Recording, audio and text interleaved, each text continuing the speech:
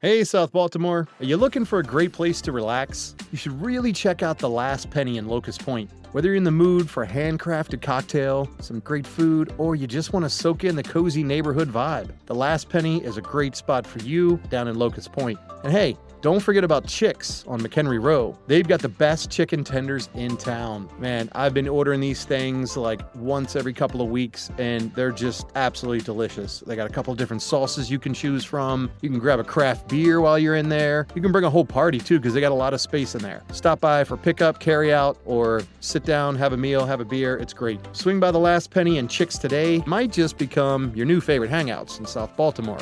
If you're looking for more information on local businesses, be sure to visit us at southbmore.com and check out our business directory at directory.southbmore.com. You're going to find lots of coupons, happy hours, and local events of some of your favorite local spots out there. Enjoy and cheers. Welcome back to South Baltimore Now. I'm Nate Carper, and today we are on location at St. Mary's, Star of the Sea, a Catholic church on Riverside Avenue. We're delving into the rich history and vibrant community impact of this beloved institution. Dedicated in 1871, St. Mary's has been a cornerstone of the community, creating countless memories and significant milestones for its parishioners. Sadly, this church will be closing its doors at the end of November, leaving a void in the hearts of many. However, the legacy of St. Mary's will live on through the remaining Catholic churches on the peninsula, Our Lady of Good Counsel in Locust Point, and Holy Cross in Federal Hill. I'm thrilled today to be joined by Father Kevin and Steve Sarnecki, the deacon here at the church, and we're going to be discussing recent developments and initiatives within the Catholic community of South Baltimore and much more. Stephen, Kevin, welcome. How are you? Thanks very much. Yeah, great to be joining you. Thank you for letting me come into this beautiful church and have a discussion today and talk to our community and our listeners and our readers here at southbmore.com about what you guys have going on with St. Mary's. Again, I mentioned that it's closing. Kevin Lynch wrote a nice story back in the spring and talking about the Seek the City initiative. Well, again, thank you, Nate, for joining us here today. And my name is Father Kevin Ewing. I am the pastor here at the Catholic Community of South Baltimore. Been here for about 14 months, so a little over a year. And this is actually just a parish community that I've been familiar with all through my time preparing for the priesthood and then as a minister of the church. It's great to be able to celebrate with this parish community. It's great to be able to know that God is calling us to a very hope-filled witness. He's calling us to celebrate some incredible moments in the lives of individuals, of families, of our wider community. You know, in this particular moment, I'm just reminded that we're also called to try and navigate some tough times together, to support one another and to reassure each other that our hope in Jesus Christ, even when the going is difficult for us, that our faith is undimmed and that the Lord calls us to the promise of new things to come, of good things to come. So I'm happy to be able to join with you here today. And take it away, Deacon Steve. Yeah, so Deacon Steve Sarnecki, lifelong Baltimorean. I actually live out in Ilchester, Maryland, Ellicott City area. And I was lucky enough to get reassigned to South Baltimore in February of this year. I'm super excited. I love so much about Baltimore, the people of Baltimore. Good, bad, and otherwise, you know where you stand with the city of Baltimore. And so far, I've really fell in love with South Baltimore, just in terms of the mix of families, long-established residents, so much going on around here. And so much to look forward to in the future. Awesome. Well, welcome to the community. Welcome to South Baltimore. Will you ever move down here or stay out there? I've got 7 kids, so I don't know if the Locust Point townhouse is big enough. Nope. That's a triple wide house in Locust Point. Maybe if like a whole city block comes in. Yeah, exactly. So I live very close to St. Mary's. Both my children were baptized there and received First Communion there. My history goes back only about 10 years with St. Mary's, but with it closing, I'd love to just kind of discuss what's been going on with that, how you're transitioning to the other 2 churches, and maybe just some future plans around that. As you mentioned earlier, the parish community of St. Mary's has been around since the mid-1800s. We think about just all of the lives that have been a part of that parish community, of that church community. And of course, over the past many decades, these communities have done a beautiful job of being able to come together, to support one another, to celebrate what makes us Catholic and what our Catholic mission, our identity is in our wider community. The work of these 3 distinct parishes coming together has really blossomed in a beautiful way. We have a lot of folks, as Deacon Steve mentioned, who have lived in this neighborhood all their lives, who have called these houses of worship their spiritual home for generations. And we want to honor that as best we can. We also have a lot of new people moving into the area, a lot of youth and vitality and energy and new ideas and new opportunities. And we want to see the church joining them and accompanying them in their walk of life, in their journey of faith, in whatever way that comes to be made manifest here in South Baltimore. Part of the realization of the Seek the City process is just that in a lot of ways, our mission took on the space of serving the facilities, just trying to keep up with a lot of the very difficult care, a lot of old buildings and things like that. And of course, the mission of the church, it remains the same since Jesus Christ. Go and make disciples. The Lord gave us that commission. And so, as painful as this process is, we're really trying to see an opportunity of putting that hope into action, being able to really carry out that mission that we are called to, being able to evangelize in the neighborhoods, to be able to make Christ present to our local community, and to be able to support one another. And so the difficult reality of losing a church building or no longer having the celebration of sacred liturgies, even of the sacraments of the church, the baptisms, like you mentioned. If that's not possible at St. Mary's, how do we not only give thanks for all the ways in which St. Mary's has been present and has offered those opportunities, those sacramental moments for the past 50 years, but how do we also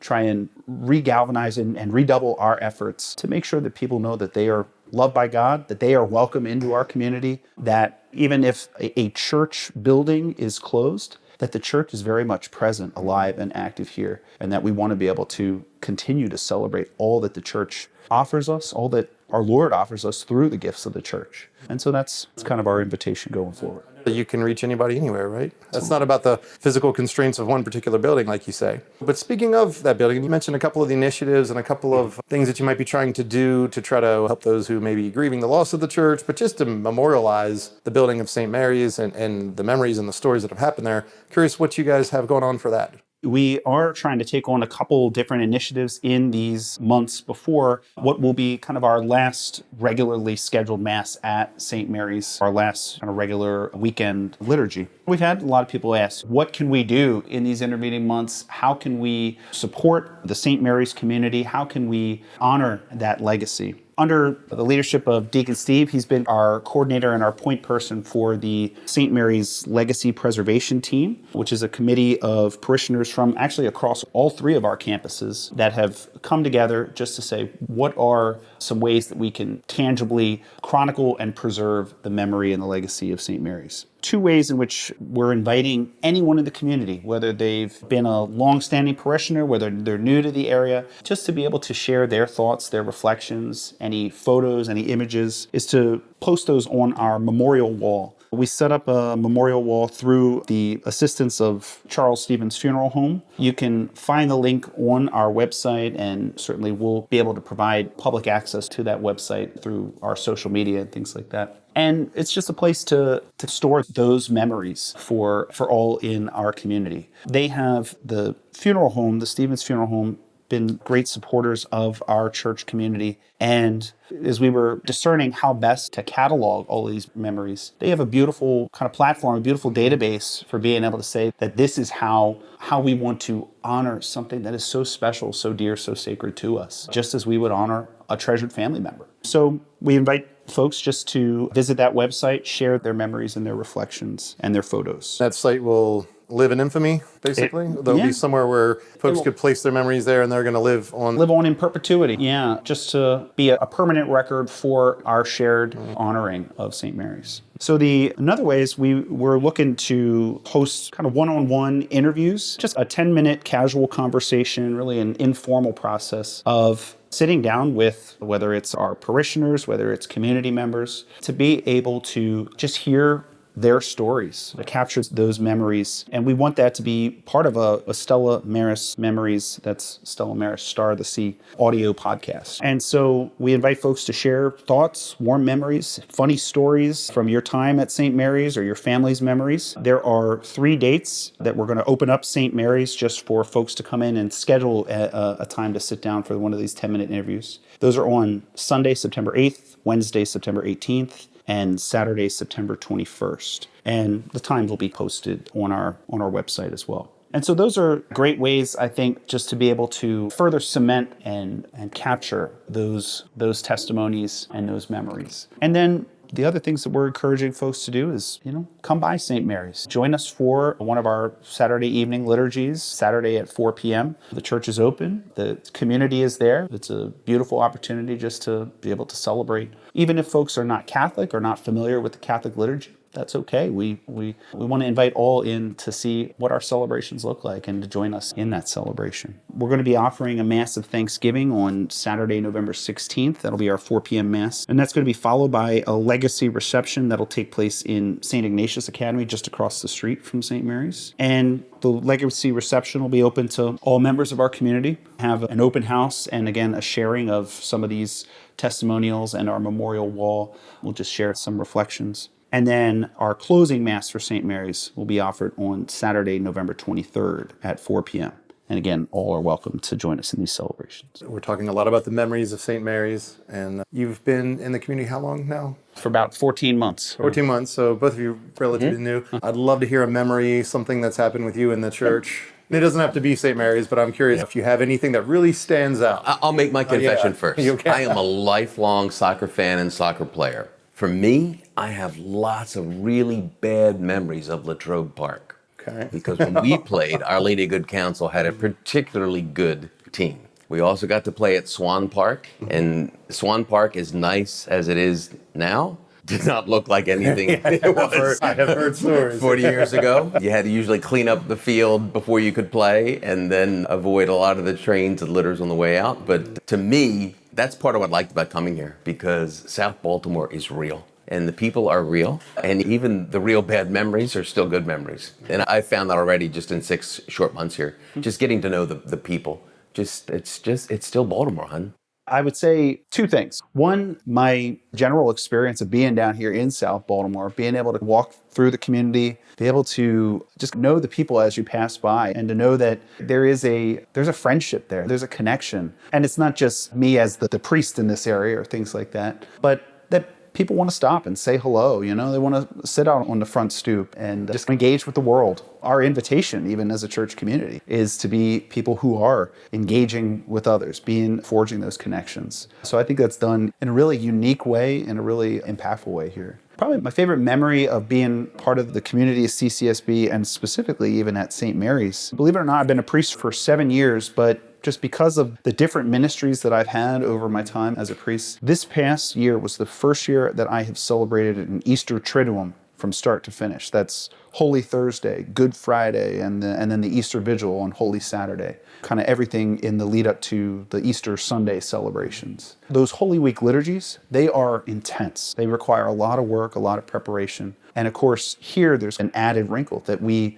will celebrate each service at one of the different locations. But our Easter Vigil this past year was at St. Mary's. We brought one adult into the church as a newly baptized Catholic Christian, and we also received 5 others into the church as well. And just being able to see the course of those liturgies, but even more so, seeing the awakening of faith and the deepening of faith throughout the course of their journey in preparation for the sacraments, and then being able to see them receive the sacraments at the Easter Vigil. It was just a really powerful moment, really just awesome expression of why we are here, to see that hope dawning in lives, in people. So there's another liturgy coming up, can't help but share, in August, where we actually have Mass in Latrobe Park. And I call it the blessing of the backpacks. It's a back-to-school Mass. It's open to everyone, and at least for the hour or so of Mass, the kids seem relatively happy with the prospect of going back to school. But I was lucky enough to join last year before I was assigned and assist Father Kevin. And I have a good memory of walking door to door with the Eucharist to share Holy Communion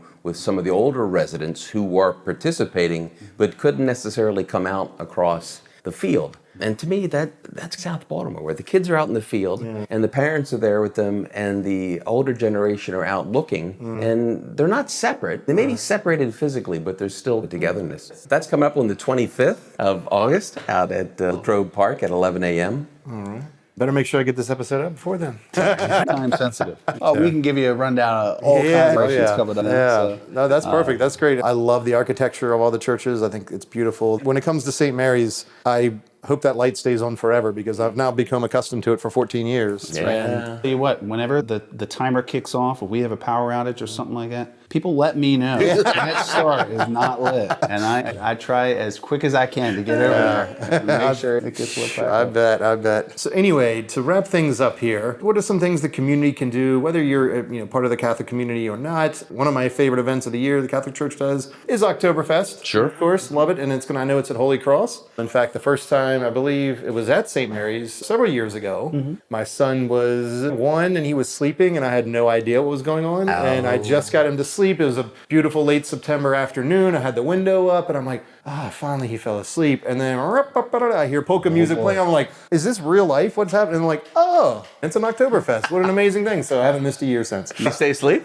Actually, thanks. Wow. It's amazing he did. The kid Polka loves music is the perfect lullaby. You hear that kid's polka music to go to sleep at night. Only in Baltimore. Only in Baltimore. Yeah. I mentioned Oktoberfest, but are there other events coming up that people can help with? Sure, absolutely. As we're gearing up for the start of the school year, the religious ed is gearing up. And we have religious education classes for children from kindergarten through 5th grade every Monday evening starting in October. We have Monday night Bible studies for our older crowd, for anyone young adult and above. And that takes place in the retreat house. And then in terms of just our celebrations as we're making our way towards Advent and Christmas, those are great places just to wait with the Lord, watch and to pray, and to joyfully celebrate Jesus' birth and how Jesus becomes present to us day in and day out, week in and week out. So with the celebration of Oktoberfest coming up on September the 28th at Holy Cross, that weekend actually is also, this is very providential,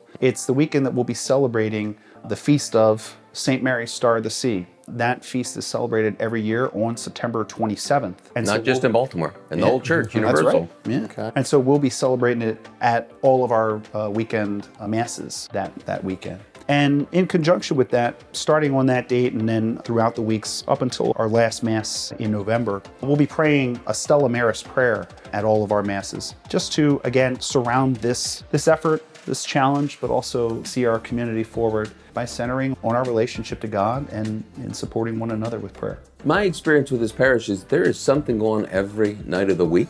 There is some group, some small group, whether it's for sports or young adults or grief support ministry or making food for the homeless. So if you're ever bored in South Baltimore, just take a look at our website. Thank you both very much for sitting down with me today and really appreciate what you do for the community. Thanks, Nate. Pleasure. Good to be with you. God bless.